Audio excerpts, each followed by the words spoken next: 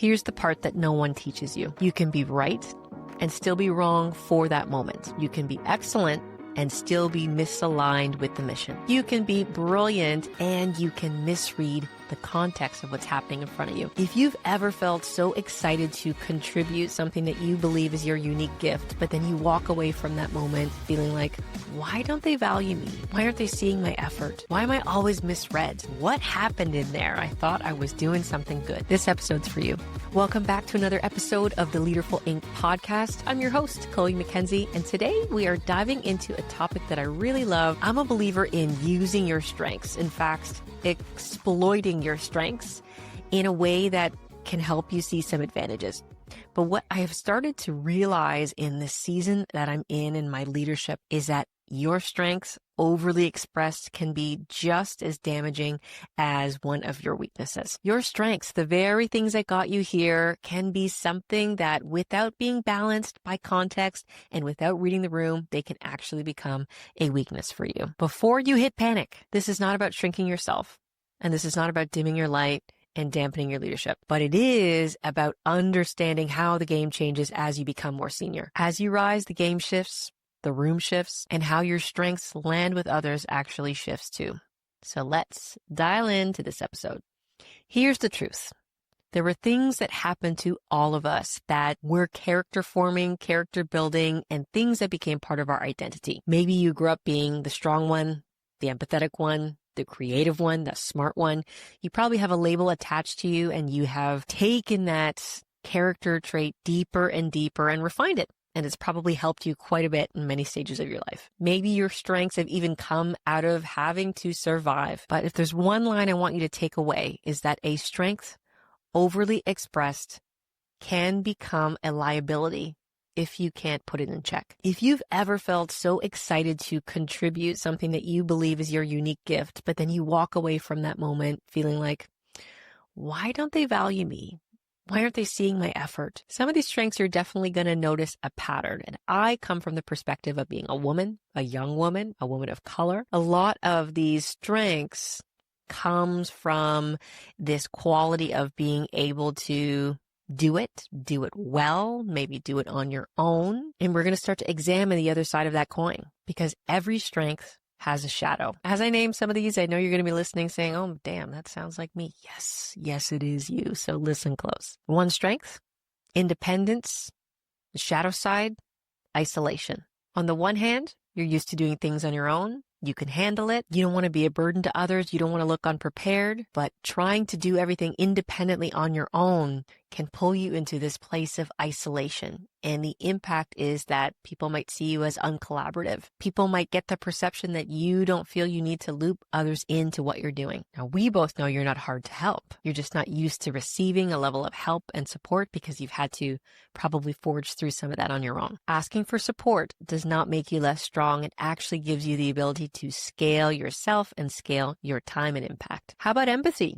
On one hand, empathy, the shadow side of that is a self-abandonment. Your empathetic side means that people come to you, your team trusts you, people can come to you in confidence and bear something heavy for you to hold. But empathy without boundaries, that is self-abandonment, and that can be destructive. And it turns into overfunctioning. Empathy with boundaries is emotional intelligence, but empathy without is emotional exhaustion. Be mindful. Now, if the first two didn't hit with you, I know the next couple on my list definitely will. You've got high standards. You want to achieve a lot. You expect a lot, but the other shadow side of that is a perfectionism.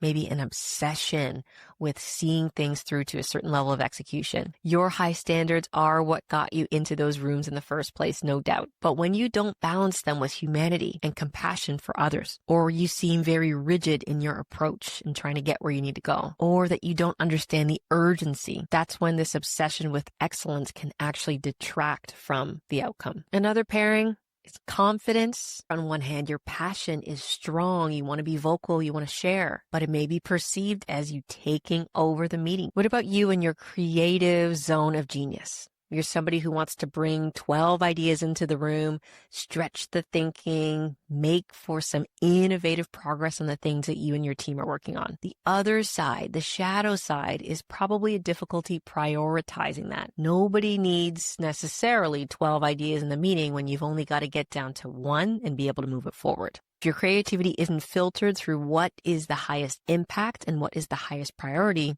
it can start to get really lost in the sauce. People will think you don't understand what matters most or that you make things too complicated. I say this with love. Creativity without prioritization is just noise. Let me tell you a quick story. I was probably not yet in my 30s, late 20s, leading a team of people that were at least my age, mostly older than me. And I had all the zealous energy and enthusiasm, bringing my decks of all of these concepts and ideas of something that we should take with us to the client. I came to a lot of meetings like that, full of decks, full of zest, full of passion and ideas. And one day, a mentor pulled me aside and said, Chloe, I love the ideas that you bring to the table. I love the passion that you have when you're lighting up over something new, but just pick one. Just pick one. We don't have the time to go through them all. And senior leaders don't need endless possibilities. They need one solution that works. And that moment really helped to think about, how do the strengths and things that are natural to me need to be reined in and tailored in the right room to be most effective and be most impactful. And that's what we're talking about today. Here's the part that no one teaches you. You can be right and still be wrong for that moment. You can be excellent and still be misaligned with the mission. You can be brilliant and you can misread the context of what's happening in front of you. This is the gap between being talented and being trusted, especially when it gets to more senior rooms and spaces. So how do you know that your strength is showing up as something a little bit overly expressed and needs to be checked? You've got to check in with yourself. If you're often feeling this level of resentment and feeling like people don't get you, it's probably because the way that you're showing up isn't landing in a way that is most well received by them. You're feeling unseen. You're doing more work than your role requires. You're probably taking on more and more of a load, which is kind of fueling this cycle of resentment as well. If any of those hit with you, you need to think about rebalancing your strengths so that they continue to be an asset and don't become a liability. Every strength needs a partner. And I'm going to pair a few up for you today so you can start to think about how you're going to apply this in your daily life. If independence is a strength for you, try to push yourself to pair it with support. Remember that asking for help and asking for input from others isn't a weakness. Enrolling people into your process can actually help to make sure your ideas make it to real life and become something that the world gets to see. If you're somebody who's highly empathetic, pair that with boundaries. Decide when it is you can be available and for what topics. Decide how much of that you can take on, knowing that taking that on has an impact on you and your effectiveness. If for you it was high standards, make sure you've got self-compassion. If confidence is your thing, make sure you've got the curiosity to back that up. Ask questions and enter conversations with humility. Nobody likes anybody coming across as a know-it-all, and that's not what I'm saying you intended, but sometimes having that presence in the room can have an impact that way. If you are known to be reliable, and this is something in particular that a lot of women get the reputation for. You're somebody who you can assign more work to do. They won't complain. They're going to get it done at a standard of excellence. You probably need to balance out that sense of reliability, and you'll do what comes to you with empowered delegation and redirecting actually work that's assigned to you and asking how you can collaborate with others on it. This last one is a really big one. If you're somebody who is aspiring to grow, being a strategic thinker becomes more and more important.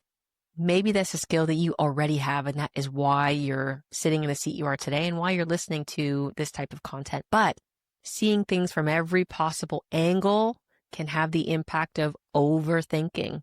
You will have some analysis paralysis, and I'm talking to myself right now as I say it. Waiting for the perfect plan can make you slow, and it can make you lose trust in others, in other stakeholders, and people that are relying on you to execute. Balance out strategic thinking with decisiveness.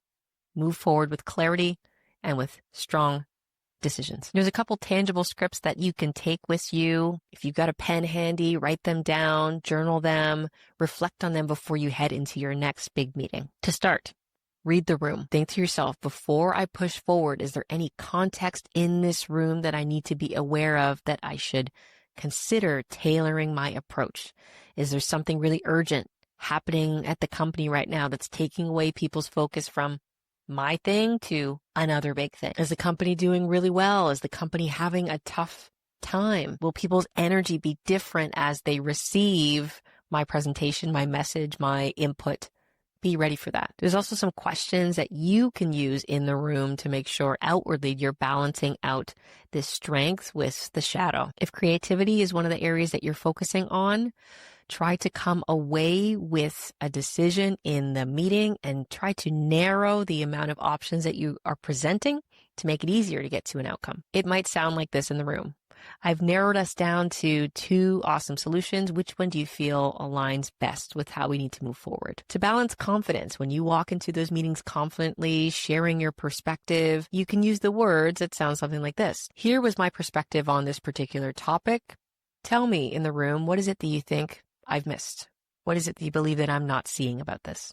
Invite that curiosity and input. And lastly, if you want to balance out that independence, here's one thing that you might say. As you give your updates, also make the ask for support. Here's where I'd love more resources, more time, more input to take this idea further and help us to hit XYZ goals. These scripts are really important because they help to shift perception.